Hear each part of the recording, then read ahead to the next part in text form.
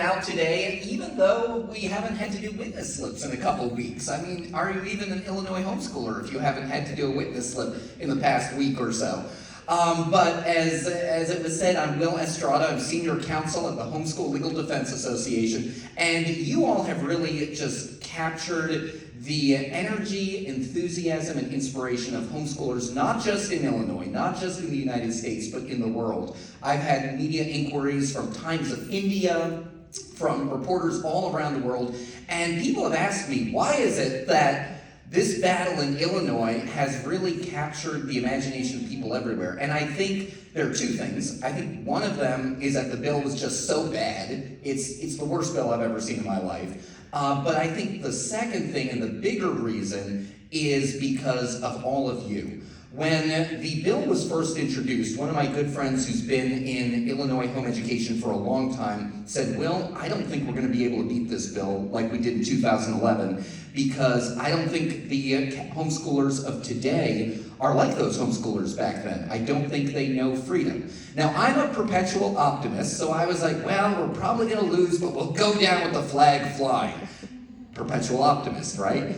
And none of us were expecting the response that you all brought on March 19th, when so many homeschoolers came out to the Capitol in Springfield that they had to shut down the Capitol. The fire marshal did. How many of you were there on March 19th? That's awesome. Okay, that's some good numbers. Were any of you at the press conference? Okay, that's good. You guys are rock stars. Were any of you there at the second hearing recently? Okay, that one was came at the last minute. But you all really drove that. You coming out, you standing up, you answering the call. That is, I think, what has really driven just the intense interest in this, because you all came out and fought for freedom. And you have inspired people everywhere. You've inspired me, and it's been absolutely incredible. So what I want to do today is I want to take a quick step back from HB 2827. I want to talk about some of the key court cases. It's going to be really fast. You're going to see how People versus Levison fits in. Then I'm going to real quick fly through what the bill does. You all know what the bill does.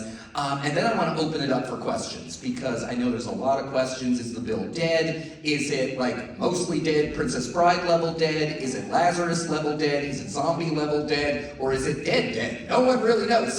But I know that's a question. I know you probably have other questions as well. So we'll dive in, because I want to leave plenty of time for questions. Aha, there we go. It's far away, so you can email me at will.estrada@hslda.org. I'll send you this PowerPoint and any other resources that we talk about, so feel free to follow up. But a little bit about HSLDA. We were founded in 1983. We work very closely with state organizations, and we have some friends from Ad Hoc. Any of you ever heard Kirk Smith talk about Ad Hoc? Would you stand up, please? Let's give Ad Hoc a round of applause. Thank you. We thank you. Do we have any representatives or volunteers from ICHE here? I don't think we do. I told Kirk Smith, I was like, I'm coming to Illinois if you're around. But thank you for what you're doing at Ad Hoc. We work very closely with state organizations. We work closely with just homeschoolers, with other allied organizations. But when HSLDA was founded in 1983, homeschooling was illegal in most of the 50 states, but not in Illinois. And there were actually homeschoolers coming from Texas and Missouri and Indiana and as far away as Iowa to come to Illinois because of the People versus Levison decision, the homeschool decision from 1950. So kind of funny, nowadays people are like, we're leaving Illinois. Back then in the 70s and 80s, when homeschooling was having the resurgence, people were coming to Illinois for homeschool freedom. But that was the environment in the early 1980s. Parents were being thrown in jail. They were being prosecuted simply because they were exercising their God-given fundamental right to homeschool their kids. So kids, I see a lot of kids here. If you were my age, your parents would do weird things. Like you would all get in the van, you would drive down the store when school would come in, you'd park in the cul-de-sac behind your house and sneak through the woods and then do your homeschooling in the house. And you're like, that is weird. No one would do that. I have talked to so many homeschoolers who that's what they did in the 80s and early 90s because they were so afraid of people turning them in for simply homeschooling. And today, homeschooling is mainstream. Some of the legislators in Springfield and a little closer need to remember that homeschooling works and it's successful.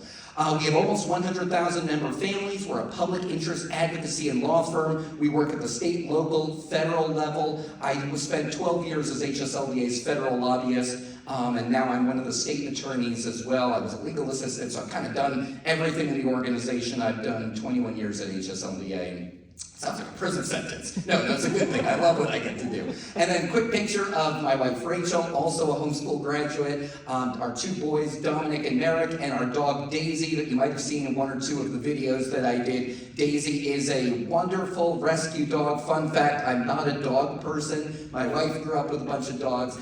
But I'm like, they mess up the house. I do all the house cleaning in the house. Husbands, this is a good pro tip, by the way, if the kid's doing the housework too. And I'm like, and if it's a dog, we'll have to sweep and vacuum all the time. So my wife and kids have been lobbying for years to get a dog. And I was just like, no, we'll have a cat. Cats are terrible. I love them, but they're terrible. And then we're down at my wife's younger sister's horse farm in Louisa, Virginia. We live in Northern Virginia, where HSLDA is located. That's where we homeschool our kids. And they had a crazy golden retriever puppy. And the kids are playing with the puppy. The puppy's like flying over my head, and just a crazy golden retriever puppy. I'm like, this is great. They're all gonna see how crazy dogs are, and they won't want a dog. We're not 500 yards down the road, and Rachel's like, we need to get a dog. And of course, Dominic and Merrick are like, we need a dog. And I was like, sure, go get a dog. I was thinking, nah, that will never happen. A week later, we're going to visit this dog from the rescue, been rescued from a kill shelter, actually. And the kids are like, I hope we get the dog. You know how dog rescues, they send these sad pictures of a dog, like tears coming down its eyes and droopy ears. And it's like, only you can save the dog from Anthony Fauci or whatever. I shouldn't say that. I shouldn't say that. And so they send the picture around, and my kids are like, oh, they're praying every night that we'll get the dog, and I'm praying too. The other way. And then we're driving there to go pick up the dog. And they're like, do you think the dog is going to be good? I'm like, well, some of these dogs have been abused, and so don't get your hopes up.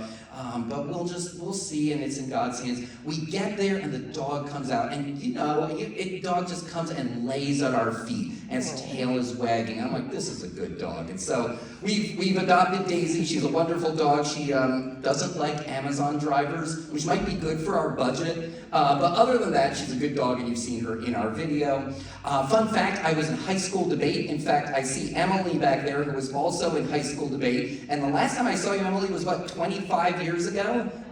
Doing high school debates. So I didn't actually come out this way, but a lot of the Naperville homeschool high school debaters came out to the East Coast for some of the debate tournaments, or Nashville. So I was homeschooled K through 12, oldest of 8 kids. Dad was a public school teacher. Mom gave up her career in IBM in New York and in Pennsylvania, which are the two worst states to homeschool legally, but there are many homeschoolers there. So I always encourage people that we're fighting to stop bad legislation, but we will never stop fighting to defend your right to be able to educate your children in the courts. And Pennsylvania and New York do have thriving homeschool communities, so we'll talk more about that as well. Okay, enough of our remarks from our sponsors. Let's get into a quick 5-minute summary of 100 years of U.S. Supreme Court precedent.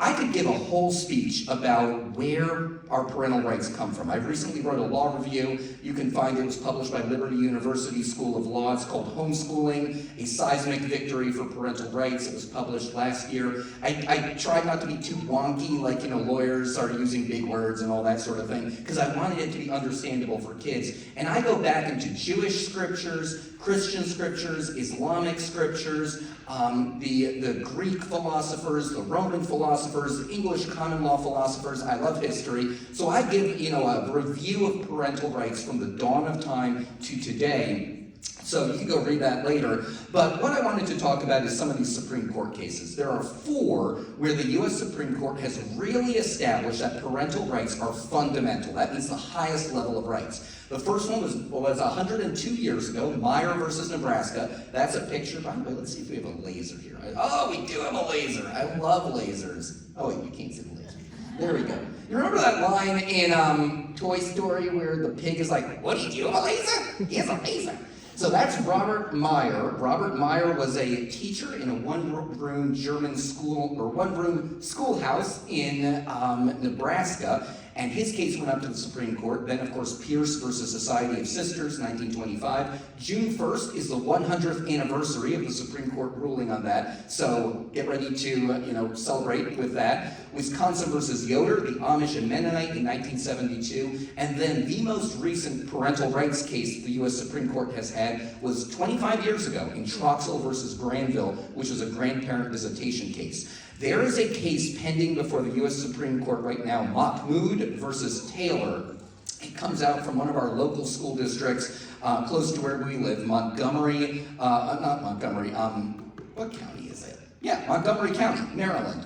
And the public schools had such an awful curriculum that pretty much every single family opted their kid out of it. And the school district said, no, you may not opt your children out of this curriculum. And so a coalition of Muslim, Jewish, and Christian parents, they're represented by Beckett Foundation, they went up to the U.S. Supreme Court that this challenged their parental rights and their religious liberty rights. And oral arguments went very well. It might even be a 7-2 victory for the family. The question is, nerdy lawyer here, is if it's going to be a parental rights case or a religious liberty case. If it's a parental rights case, we will have another big case for parental rights. So keep your eye out for that. We'll probably get a ruling on that in June. Robert Meyer, let's talk about him first. So Meyer versus Nebraska, in the early 1920s with industrialization, immigration, World War I, anti-German sentiment, a lot of states were passing laws saying you can't teach kids any other